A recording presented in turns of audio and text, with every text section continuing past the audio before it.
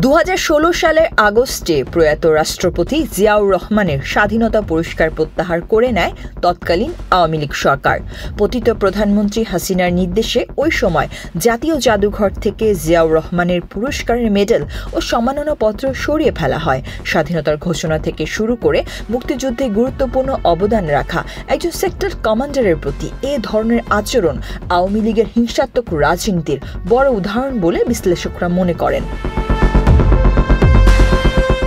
বিতর্কিত সেই সিদ্ধান্ত বাতিল করে শহীদ প্রেসিডেন্ট জিয়াউর রহমানের স্বাধীনতা পুরস্কার ফিরিয়ে দিয়েছে অন্তর্বর্তীকালীন সরকার।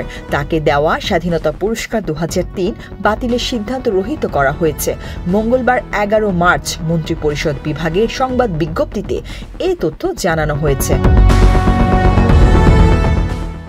বিজ্ঞপ্তিতে বলা হয়, শহীদ প্রেসিডেন্ট জিয়াউর রহমানকে 2003 সালে প্রদত্ত মরণোত্তর স্বাধীনতা পুরস্কার মহামান্য সুপ্রিম কোর্টের যে রায়ের পটভূমিতে 2016 সালে সরকার বাতিল করে, উক্ত রায়ে তাকে প্রদত্ত স্বাধীনতা পুরস্কার বাতিলের কোনো নির্দেশনা না থাকায় মহান মুক্তিযুদ্ধে তার অসাধারণ অবদান বিবেচনায় তার স্বাধীনতা পুরস্কার বাতিলের উক্ত সিদ্ধান্ত সরকার রহিত করেছে।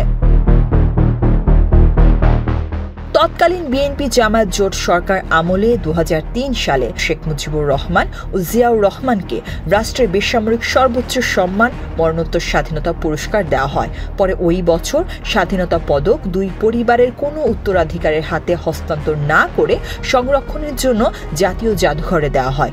এরপর থেকেই পদক দুটি জাদুঘরে রয়েছে। 2003 সালে দেওয়া এ পদক জাদুঘরের গ্যালারিতে প্রদর্শন করা হলেও পরে ফ্যাসিস্ট হাসিনা তা জাদুঘরের গ্যালারি থেকে সরিয়ে স্টোররুমে রেখে দেয়। এদিকে স্বাধীনতা পুরস্কার 2025-এ নির্বাচিত ব্যক্তিদের নাম ঘোষণা করেছে সরকার। জাতীয় পর্যায়ে গৌরবোজ্জ্বল ও কৃতিত্বপূর্ণ অবদানের স্বীকৃতি স্বরূপ এবার 7 জন বিশিষ্ট ব্যক্তিকে স্বাধীনতা পুরস্কার দেওয়া হচ্ছে।